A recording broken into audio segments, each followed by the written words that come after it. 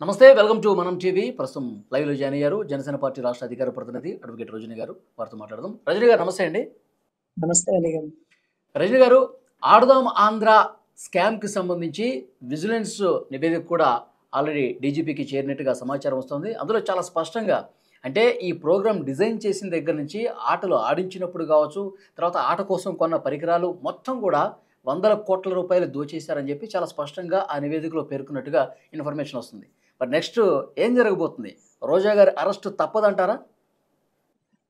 సరే, 100% క్రీడా శాఖలో ఆడుదాం ఆంధ్ర అని ఆడుకున్నది ఆంధ్రాని ఎట్లా ఆడిందంటే, మాకు గుంటూరుకు సంబంధించిన లయాలా స్కూల్లో జగన్ గారు రోజా గారికి ఆట నేర్పిస్తున్నారు. దానికైన ఖర్చు కొన్ని కోట్లు ఖర్చు రాసినారు. కానీ దానికి వారు చేసిన ఖర్చు ఏంటంటే గ్రౌండ్ అండి. ఫుల్ ఫ్లెడ్జ్డ్ గా గ్రౌండ్, అట్లీస్ట్ షామేనా కూడా వేయలేదు. గ్రౌండ్ ఆయన బ్యాట్ పట్టుకున్నారు, ఆవిడకి ఎలా బ్యాట్ పట్టుకోవాలో చూపిస్తున్నారు. ఈ దృశ్యాలే కదా మీకు కనపడింది. పైన ఉన్న టెంట్ వేయడం, భోజనాలు పెట్టడం, లేకపోతే పెద్ద పెద్ద స్టేడియం లాంటిది అంటే స్టేజ్ లాంటిది కట్టడం, ప్రచారం ఏం లేదు కదా. కానీ దానికి ఆయన ఖర్చు ఎన్ని కోట్లు రాసిందో అడగండి.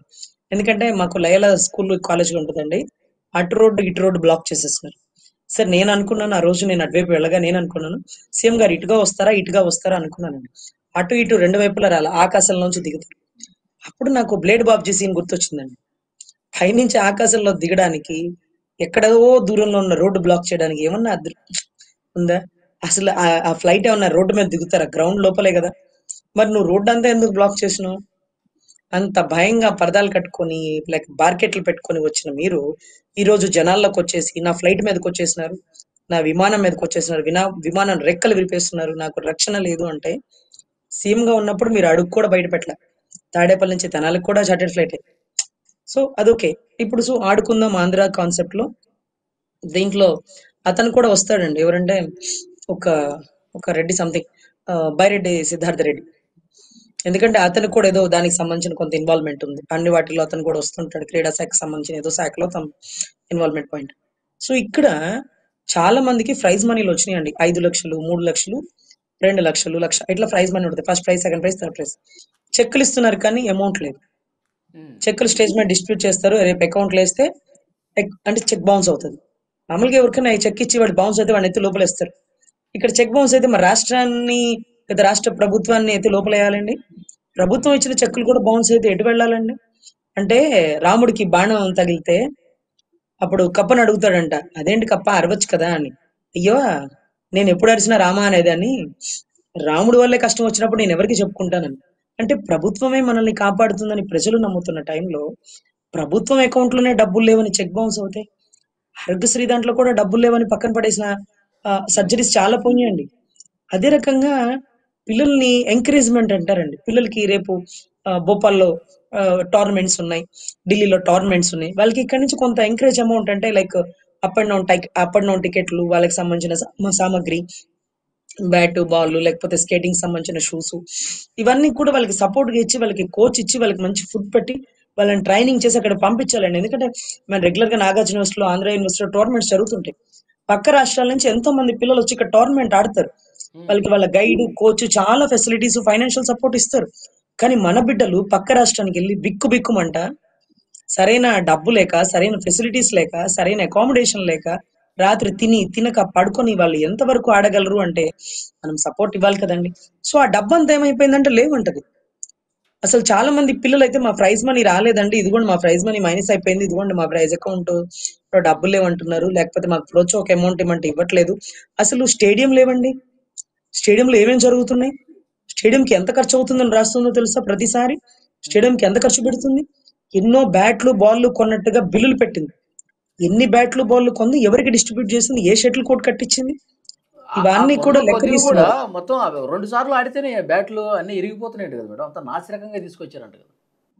అంటే ఎక్కడ చెక్కలు తీసుకొచ్చి తయారు చేపించేస్తుందో మనకు తెలియదు. ఏదో ఇచ్చామంటే ఇచ్చినట్టు పెయింట్ నీట్ గా వేసి ఇలా ఇస్తున్నట్టేమో బహుశా. సో అదే రకంగానండి ఆయన జగన్ రెడ్డి గారు ఆ ఒక ఆట ఎలాగో నేర్పిస్తున్నారు. కానీ పసిబిడ్డలకి ట్రైనింగ్ ఇచ్చే కోచ్ల పరిస్థితి ఎలా ఉందో తెలుసా అండి? వాళ్ళకి శాలరీస్ పడవంట కదా గవర్నమెంట్ లో. వాళ్ళకి ఎంకరేజ్మెంట్ ఇవ్వదంట. కోచ్ బాగుంటేనే కదా కింద పార్టిసిపేట్ బాగుంటారు. అవును. కోచ్ ఆర్థిక ఇబ్బందులో 3 నెలల నుంచి జీతాలు పడలేదమ్మా, మీరు మీరు కారులో వచ్చేసేయండి, నాకు అంత పెట్టుకునే పరిస్థితి లేదు, నేను బస్కి వస్తాను, మనం అక్కడ కలుసుకుందాం, అక్కడ ట్రైనింగ్ ఇస్తాను అనే పరిస్థితులు కూడా నెలకొన్న వాతావరణం అండి. కోచులు చాలా నలిగిపోయారు. పాపం ట్రైనింగ్‌కి వెళ్ళాల్సిన బిడ్డలకి సరైన సమపాలలో ఆదాయం అక్కడ డబ్బులు సమకూరలేదు. క్యాష్‌గా కష్టపడి గెలిచిన ప్రైజ్ మనీ క్యాష్ అకౌంట్‌లో లేదు. క్రీడా శాఖలో 100,00,00,000 ఉంటాయి. నేను 100,00,00,000 తినేస్తే మరి బ్యాట్లు, బాల్ ఎక్కడ పంచిపెట్టాను అని అడుగుతుంది. 100,00,00,000 తినేసావా? 10,00,00,000 తిన్నావా?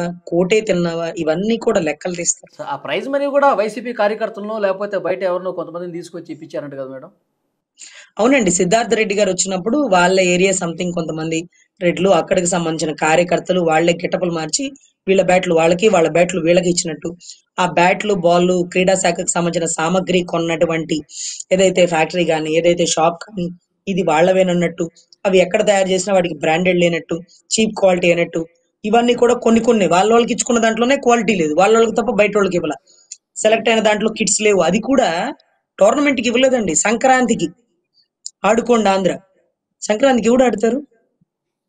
టోర్నమెంట్‌కి వెళ్ళే వాళ్ళకి మీరు సపోర్ట్ చేయాలని సరదాగా పండగ చేసుకునే టైంలో మీరు మీ ప్రచారం కోసం, మీ పబ్లిసిటీ కోసం బ్యాట్లు, బాల్లు ఇస్తున్నట్టు ఏదో అక్కడ సెలవులకు వచ్చిన పిల్లలకి వాళ్ళకి పంచితే స్కూల్లో ఆడేవాళ్ళు ఎవరు? ఈ జిల్లాలో ఆడేవాళ్ళు ఎవరు? వీళ్ళకి ఎలా సపోర్ట్ వస్తుంది? మీరు పక్క రాష్ట్రానికి వెళ్ళండి, పక్క దేశానికి వెళ్ళండి. ఇలా కదా తయారు చేయాలి. నాకైతే అప్పుడు అనిపించిందండి క్రీడా శాఖలో ఉంది కాబట్టి గులకరాయి గురి చూసి జగన్ గారికి కొట్టిన వాళ్ళని ఒలింపిక్స్ కి పంపించాలండి. మీరు అతనికి ట్రైనింగ్ ఇప్పించండి. మీరు క్రీడా శాఖ మంత్రే కదా అని అడగాలనిపించిందండి. ఎందుకంటే గత గవర్నమెంట్ లోనే కదా జరిగింది, మీకు తెలుసు కదా. అవును. గులకరాయి గురి చూసి కొడితే చీకట్లో ఎక్కడో దూరంగా ఉన్నవాడు ఇక్కడ జగన్ గారికి, తర్వాత ఆ కొబ్బరి చెప్పులోడికి ఇద్దరికి తగిలిందట. సో అంత చీకట్లో గురి చూసి కొట్టాడంటే మా వాడు ఏకలవుడే కదండి. సో మా లాంటి ఏకలవ్యుల్ని కూడా తయారు చేయాలా అని చెప్పి నాకు లెటర్ పెట్టాలనిపించింది.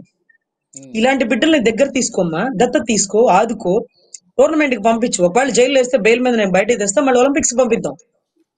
సో ఇటువంటి పరిస్థితులు నెలకొనిందండి. ఎక్కడెక్కడ మీటింగ్లు పెడుతున్నాను, కండక్ట్ చేస్తున్నానంటూ ఆ వచ్చిన ప్రైజ్ మనీని సిద్ధార్థ రెడ్డి గారు లాంటి వాళ్ళకి పబ్లిసిటీకి ప్రచారం చేస్తూ వాళ్ళని పిలిపించినందుకు వాళ్ళకి వచ్చే ఖర్చులకి వాళ్ళకి ఇవ్వడమే తప్ప టోర్నమెంట్ లో ఆడుకునే పిల్లలకి, లేకపోతే టోర్నమెంట్ లో పాల్గొనే పిల్లలకి, లేకపోతే వాళ్ళకు వచ్చిన చెక్ ప్రైజ్ మనీ ఇవేవి అందుబాటులో లేవని, ఇవన్నీ కేసులుగా నమోదైన వాటి మీద విచారణ జరుగుతుంది.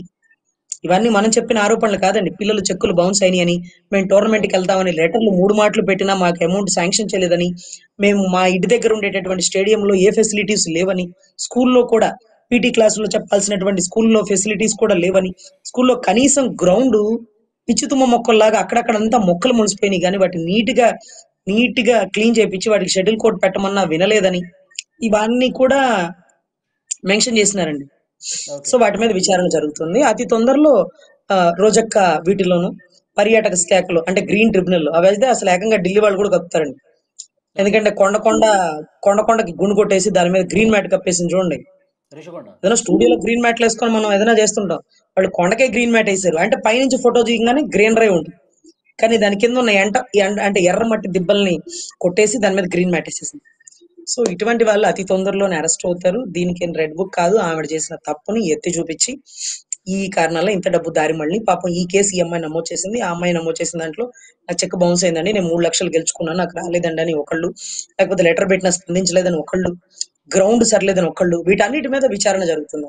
యా, చూద్దాం మేడం. చాలా వేగంగా ఈ స్కామ్ గురించి అన్ని కూడా బయటకు వస్తామని. ఒకటి వలి గారు చెప్పండి. ఇంతమంది అంటే ఆవిడలో ఇంత లోటుపాటు పెట్టుకొని ఉమ్. చిరంజీవి గారు లాంటి వాళ్ళు ప్రచారంలో లేకపోతే ఎక్కడైనా కనపడినప్పుడు ఈవిడ ప్రచారంకి వెళ్ళినప్పుడు ఆయనకే చేయడం రాజకీయం రాదు, ఆయనే పారిపోయాడు, ఈయన వచ్చాడు, ఈయన ఏం చేస్తాడు అని పుల్ల విరుపు మాటలు అవసరమా నీకు? ఆయనతో పాటు సరసన నటించిన దాని ముగ్గురు మునగాళ్ళలో ముఠామేశ్వరో ఏదో తమరి పాత్రాభినయం ద్విపాత్రాభినయం లాగా. సో అటువంటి వ్యక్తివి నీతో సహచర నటుణ్ణి అలా వ్యంగ్య ప్రలాపన ఆయన అడిగితే తిరిగి సరే ఇలా రోజా గారు మాట్లాడతారు, అది వారి వివేకం, అది వారి తత్వం. నేను వారి గురించి మాట్లాడి నా తోటి నటుని గురించి నేను తక్కువ చేసుకోలేను, వదిలేండి ఆ ప్రశ్న అన్నారు. ఇకపోతే మా కళ్యాణ్ గారు అయితే కొంచెం ఘాటుగా ఆఖరికి రోజా నువ్వు కూడా నా గురించి మాట్లాడుతున్నావు, చెయ్యి నా బతుకు చెడ, నేను నీకు సమాధానం చెప్పలేను అమ్మా డైమండ్ రాణి అనే పరిస్థితి. సో ఇటువంటి ఆవిడ గురిగింజాము కింద నలుపు చూసుకోకుండా నేను అలా నువ్వు ఇలా, ఎన్ని శాఖలో డబ్బులు, ఎంతమంది బిడ్డల జీవితాలు, సో ఇవన్నీ చూసుకోకుండా బురద చల్లడంలో కీలక పాత్ర. అనిత గారిని ఎగతాళి చేయడం, అసెంబ్లీ సాక్షిగా అవమానపరచడం, రండ్రా నన్ను రేపు చేయండి చూద్దాం మీకు దమ్ముంటే అని సవాళ్లు విసరడం. రాజకీయం అంటే శ్రేష్టంగా రాజకీయం అంటే ఇలాగ బూతులు లేకుండా చక్కగా నీట్‌గా నువ్వు విధానాల మీద ప్రశ్నించి ఇప్పటి వరకు మీతో ఏం మాట్లాడాను? క్రీడా శాఖలో లోటుపాట్లే కదా! 100,00,00,000 ఏదో స్కామ్‌లు అన్నారు కదా! కాదండి. ఎలా స్కామ్ అవుతదని మీరు వివరించండి. ఎవరో ఏదో చెప్పినారు మేము అడిగినాం మీరు వివరించండి. అంతేగాని బురద జల్లుడు మాటలు, పక్కన ఒక తప్పుడు మాటలు, లేకపోతే వాళ్ళ భార్యల గురించి, వాళ్ళ బిడ్డల గురించి మనకు అవసరమా అండి? సో, చాలా తప్పండి ఆవిడ చేస్తున్న రాజకీయం. నిజంగా చాలా మంది రాజకీయంలో రావాల్సినటువంటి ఆడబిడ్డలకి చాలా అసలు ఇలాంటి వాళ్ళని చూస్తే మాకెందుకులే రాజకీయాలు అలాంటోళ్ళే కరెక్ట్ అని అనిపించేటటువంటి పరిస్థితండి. సో, దీంట్లో ఆవిడ ఓకే. ఖచ్చితంగా రెస్పాన్సిబిలిటీ, అకౌంటబిలిటీగా రాష్ట్ర ప్రజలకు సమాధానం చెప్పాలి. తర్వాత ఆవిడ అరెస్ట్ అయ్యే మూవ్‌మెంట్ కూడా నెలకొంది. మేడం ఈ కేసులో ఎట్లా శిక్షార్హులవుతారంటారు? అంటే వల్లి గారు ఇక్కడ ఏ గ్రౌండ్స్ లో అంటే పబ్లిక్ మనీ అండి. ఇప్పుడు ఆవిడ అకౌంట్ ప్రభుత్వ డబ్బు అంటే public money. Public money misutilise చేసేసారు. అంటే సపోజ్ 10,00,00,000 తీసి ఖర్చు పెట్టాల్సిన వాటికి ఖర్చు పెట్టకుండా, ఖర్చు పెట్టవాడనుకుంటున్న వాటికి ఖర్చు పెడుతూ దారి మళ్లించారు కాబట్టి పబ్లిక్ ఫండ్ మిస్‌యూటిలైజ్ కింద నాన్ బెయిలబుల్ అఫెన్స్ అవుతదండి. సో ఇది ఖచ్చితంగా రెస్పాన్సిబిలిటీ ఆవిడ మినిస్టర్ కాబట్టి. సో క్రీడా శాఖ మంత్రిగా డబ్బుని దారి మళ్లించింది. అంటే ఆవిడ డబ్బు కాదు, దోచుకున్న డబ్బు కాదు, పబ్లిక్ డబ్బు. ఈ పబ్లిక్ డబ్బుని దారి మళ్లించింది. ఎటువైపు దారి మళ్లిందో అటు రకంగా దారి మళ్లించే విధానాన్ని ఇదంతా నాన్ బెయిలబుల్ అఫెన్స్ కాబట్టి ఖచ్చితంగా శిక్షార్హులండి. 100% అరెస్ట్ మూవ్‌మెంట్ నెలకొంటుంది. శిక్ష ప్రూవ్ అయితే ఎన్నాళ్ళు జైలు మేడం ఈ కేసులో? ఇవన్నీ నాన్ బెయిలబుల్ కాబట్టి 7 ఏళ్ల పైచిలుకండి జైలు శిక్ష. ఓకే. కాకపోతే వీళ్ళు ఏం చేస్తారంటేనండి అలవాటైన పనే అధికారులు ఇరికిచ్చేస్తారు. నాదేముంది వాళ్ళు ఎప్పుడైనా అంతే కదండి. ఓబులాపురం మైన్స్ లో ఐఏఎస్లు శ్రీలక్ష్మి గారు దొంగ ఓట్ల ఎంపికలో కూడా మన తిరుపతిలో కూడా భూమన కరుణాకర్ రెడ్డి గారు వాళ్ళ కొడుకు అభినవ్ రెడ్డి వీళ్ళందరూ తప్పించుకొని అక్కడ కమిషనర్ వాళ్లే బలైపోయారు కాబట్టి ఇక్కడ మరి ఈవిడ పాత్ర ఏంటో ఈవిడ అభినయ నట స్వరూపి కదా మరి అప్పుడు ఏం చెప్తుందో సమాధానం అవి కూడా చూడాలి. ఎనీవే పబ్లిక్ ఫండ్ మిస్యూటిలైజ్ కాబట్టి 100% ఆవిడ అకౌంటబిలిటీ అండి. సో నాన్ బెయిలబుల్ అఫెన్స్ ఆవిడ మీద కూడా అప్లికేబుల్ అవుతుంది అనుకుంటున్నాను. Thank you very much Rajani garu. నమస్తే.